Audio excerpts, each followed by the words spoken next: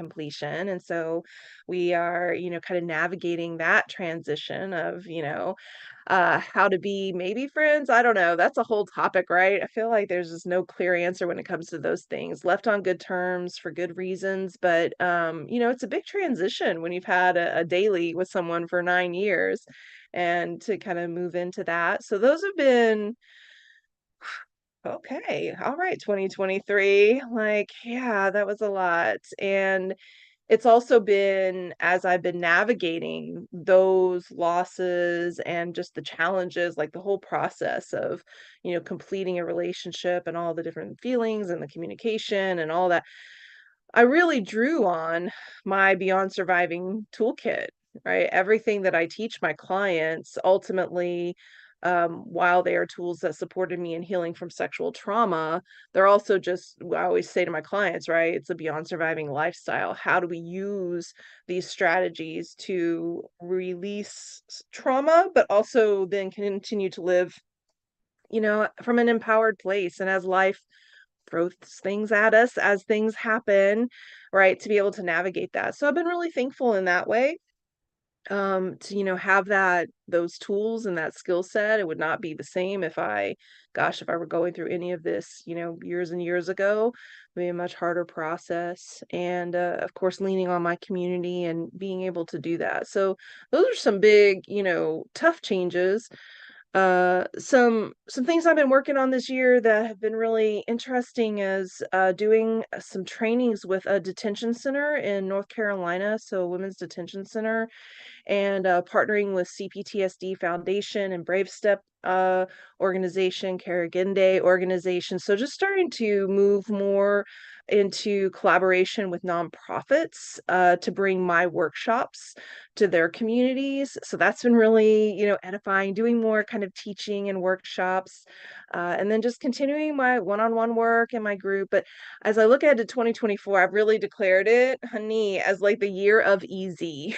It's got to be like, if it ain't easy, I ain't doing it. So I'm just I can really feel myself in this energetic pause, sort of like around business and relationships, and just wanting next year to be just super, super simple, not really pressing too much or striving too much, but just letting things flow. So that's a little bit about where I'm at. How about you? What's been going on? Well, it's been interesting year, similar to yours. I know the last time we spoke about our family, how you had your situation with your mother, and I had mine with both my parents. So it's been one full year since they both got sick, one with cancer and the one with something else. And Mhm. we've had to make a number of changes. And one thing that I realize is that my fancy, well, a car's not fancy, but a fancy car, a big house, and things of that nature, it doesn't really mean as much as the connection that, in a way, that I could have lost with both of my parents. So it was a year of reflection. And to your point, it was a year that I wanted to be easy. So what I did was I didn't fly anywhere. I just drove. I drove and I drove and I drove and I drove and I drove. It reminded me of like those old school 90s movies where you have the couple here and they get into an argument and the man runs out, he just jumps in his car, he just drives, right? And he sees these beautiful sceneries. It was like, Yeah. the terrain story. But one thing I found about myself was I pulled from the strength of the women that I was working with in the charity that I assist, and to hear their success stories inspired me to know that despite everything that I was going through, there was people who were there looking to me for support and who didn't realize maybe that their success was keeping me going because sometimes the shoulders that we have, they're not strong enough to carry the load that we're trying to carry. So it was definitely Yeah. a interesting and thought and heartfelt year for me, 2023. I see. I see. How's the fam now? Where are they at health-wise? They're both well. So my mother went back to work and she loves it. Right. It's like it Okay. was that missing thing in her Great. life. My dad, his Yeah. health wasn't as bad, even though it lasted, well, cancer in a way is forever, right? But Mhm. the what he was going through lasted. We didn't figure out what it was. He just, it could have been like old age and just catching up with them. Mm, But both mm. turn to work as a way to kind of get back into their routine. And there are some changes that had to be made from a health perspective, from a diet perspective, and just being active.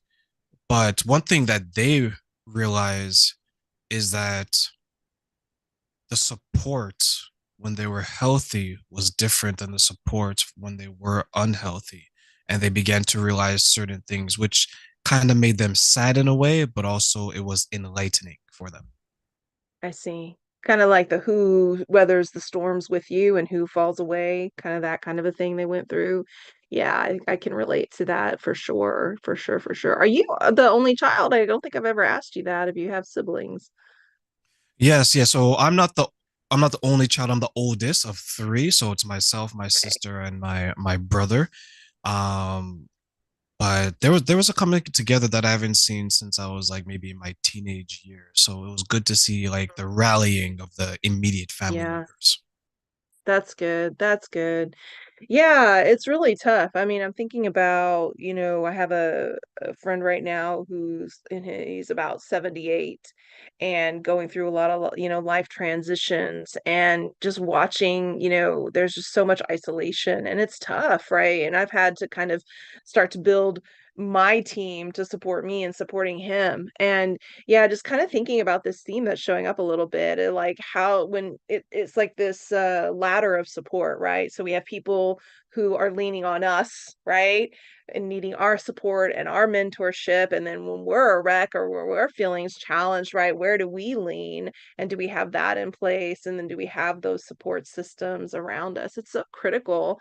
And I know there was a time in my life where, certainly as a result of abuse, I just was very, very isolated. I just didn't really have much capacity for asking for support. I had a lot of internal belief systems like I'm all on my own. I've got to handle this by myself that were really born out of those younger days that then I just carried into my teen years and my young adult years and then da da da da. And then along the way, I really started to challenge that. It actually was born out of me going through a divorce and holding that for like 6 months before I even told my best friend.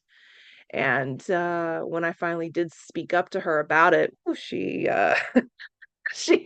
let me have it, but she let me have it in a way that helped me to see the way that that was dysfunctional, that it wasn't a gift or it wasn't me being gracious or kind. I was like, "Oh, I'm such a good person. I don't burden anyone with my problems." It's such a racket because we're not like people really who care about us really want to be in our lives and really want to be there to support us. So yeah, kind of building that capacity. Have you always been like open to support? Has that been an area that you've struggled or had to learn and develop, or how's that been for you? I was that way. I was the type of person that I would reach out to any and everyone, especially when I was, well, especially like years prior. I think my situation was, or at least my experience, is that when I would reach out to people, they would disappoint or they would make the situation worse. I remember a Mm, time where, even recently, actually, so around the same time my parents got sick last year, one of my friends, he collapsed at work and died. mm. Oh So shit. yeah, it was devastating, and I wasn't there at the time, but his boss sent me an email because he knew we were close, and he's one of those friends that you probably have them, right? Every time you guys plan to meet up, it's like, okay, it doesn't work today, but maybe next week. We just kept saying next week, and now there's no more next weeks. And I went to someone and I shared that story. I was like, hey, my friend just passed away. I just need this comfort. And the person was, they made me feel so bad afterwards, right? And it Mm, reminded me of my 20s where I would have people who I would reach out to and say, hey, I'm just going through this. I just want someone to talk to. And they would just be dismissive. So it made me have a hard shell as a person when it came to that. And I spent a lot of times just trying to save the world. And it put me in a mm, difficult situation to reach out to people for help at that point because it was always like once bitten, twice shy. mhm. Right. And Yeah, now I get that. I've been fortunate that because I changed the type of people I keep around me, I've been able to have that softer side. I understood that you don't need all these people who are pretending to be tough because deep down they're really not, and they're not benefiting me at that time, right? Yeah. Yeah, yeah. Thanks for sharing that. I think it's so true. Like we have these lived experiences that it's like it creates these equations in our mind, right? Like asking for support means being disappointed, being let down, being made to feel even worse about my situation than when I started, right? Or I hear often from my clients things like, being vulnerable, being exposed, being weak, sometimes it has a lot to do with like this idea of now I'm indebted to someone, like now I owe that person. And yeah, we have these lived experiences that ultimately create those equations. And a big part of, the work I do and just my own personal journey is switching up the equation and beginning to connect into, well, what's to gain and what could be the benefits, and kind of shifting that lens and shifting the mindset to say, because that negativity bias is so strong, right? Like if we were to look at a chart of all the times you've asked for support and you got that like shitty response or not really great, and the times when it's good, it actually your column for good might actually be stronger. But because of the hurt and because of that, the way that the brain wants to shell off and protect based on painful things, the negative starts to take up more space in our mind and in our spirit. And so when we can shift that lens and say, no, you know what, actually, asking for support can bring in love and connection and understanding, help me get things done more quickly, give me perspective. But something you said that I think is so critical is the who, right? Like we learn, right? Because sometimes it's not the fact that we're asking for support, it's the who we're asking for support from. Right, that's our bad. Like we gotta learn and like build better, connections around us, and we have people around us who have the capacity and the wherewithal.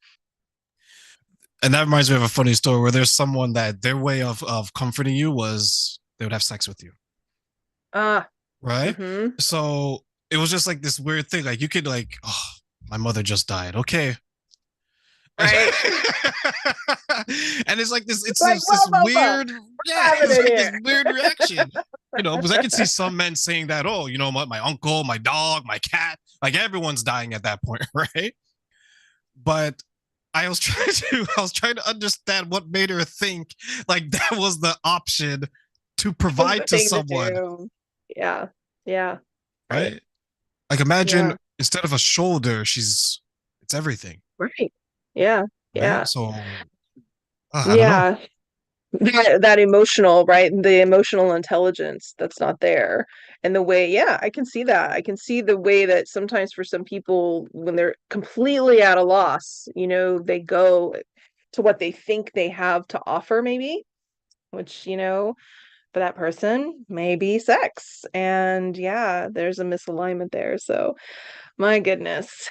Yeah, Yeah, what a thing. I was trying to understand. I would ask her. I'll try to understand it. Mm. I was like, okay, what makes you go to that right away? Not a comforting word, not, okay, just let me Huh. be in your arms. Like, why is it that? Because there could be some underlying trauma there that we don't know, Sure. bro. Like maybe when she was going through whatever it is that she was going through, maybe that's how the person apologized or tried to make her feel better, right? It's always interesting to Hmm. see how people respond to traumatic events in their life. And Hmm. you know of that personally as well as with the women and the men and the people that you work with, right? Yeah. Yeah. Right. Right. The it's what did she say? I'm so curious. Like, was she able to answer? Did she have any insight into herself about it? Like, oh, it's because, or is it like you were speaking a foreign language? Yeah, because she sometimes watches this. No, Hey, hey, girl, hey, girl. no, she didn't have an answer. She seemed confused because it Okay. wasn't Yeah. she didn't think it was inappropriate, Right. Right. right? So like when you try to have that type of conversation, it's like, hey, this is not something I need at the moment. But Mm-hmm. then so when you try to have that conversation with her, you can see in her face that she's starting to take it as like a rejection. Because she's starting to I think, see. okay, you're turning my help down, but my help Mm-hmm. is this way. But instead of just saying that, no, the type of help that you're offering is not what I need. I need something else. Right, right. No, that makes sense. Yeah, it's interesting. And, it's not coming from a malicious place. It's just, for whatever reason, that place of, and, sometimes I know we talk about like love language. Oftentimes we, look to give what is comforting to us, right? Which might not necessarily be the thing. So, one of the things that I've had to really learn how to do is preface sometimes what with what I need. Ultimately, in most contexts, it's really just three things. It's either I need empathy and encouragement, or I need resources, and or I need feedback and advice. And maybe I'm going to add a fourth category now, sex. Physical touch, being held. And and so one kind of, higher form of communication is beginning to actually name that at the beginning, right? Oh, I've got something on my mind, and what I could really use from you today is some empathy and encouragement, right? Or, gosh, I'm really struggling with this problem and I could really use your advice. Like, how would you handle it? One of the things that I like about that, by kind of prefacing with the type of support, is it actually helps your listener listen from a lens, right? Because otherwise you jump on in and you're just talking, and maybe what you want is empathy, but maybe you're talking to me, and I love to listen through the lens of solving and fixing. And so that's where my brain is working as you're talking. And then we get to the end and you want empathy, and I have to, oh, okay, wait a second, like, let me reorient to that. Whereas if you tell me to listen from the lens of being empathetic or encouraging, then as you're sharing, I can really be generating that and holding that and be ready to offer that when comes the time for me to show up for you. Yes, because I see what you mean. Because then, if you look at the five love languages, like mine would be words of affirmation, for example. So someone having that Mm, conversation and going from there, or even quality time. Okay, I'm going through this. Let's sit together. Let's talk about it.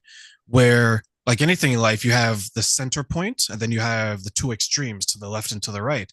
So the physical touch, someone might take that, okay, I'm holding this person, and there might be a reaction on a sexual level, then it just deviates into yeah. that, right? And if you're going to use it to get over someone, when it comes to a breakup, you might as well use it to, to help someone get over someone that has maybe passed on or something along those lines. Yeah, I see what you mean. Yeah, a way of dealing with grief or loss. Oh, interesting. Right. Yeah, yeah, yeah. Oh, that's curious. Yeah. Yeah, so, finding our voice and finding our way towards, being able, because life just is going to keep happening. I mean, I guess I'm about to have a birthday. Next Wednesday is my birthday. And, it just doesn't seem to stop, honey. And like things just keep coming. And so finding ways to stay resourced, finding ways to stay connected, trying to find better and better ways to communicate and to show up. And but one thing, I mean, I'm really happy. Just this stage in life feels really good in the sense of being more grounded in who I am more than I ever have been. If you're finding that as you're getting older too, all my elders would always say to me, "It's going to be that way." And when I was young, I was like, "Whatever." But no, they were right. Of course, they were right. It gets easier and easier in some ways to just kind of show up, do you, be yourself. Yeah. I'm glad that I was able to survive my 20s because I love my 30s so much. And my birthday is in April.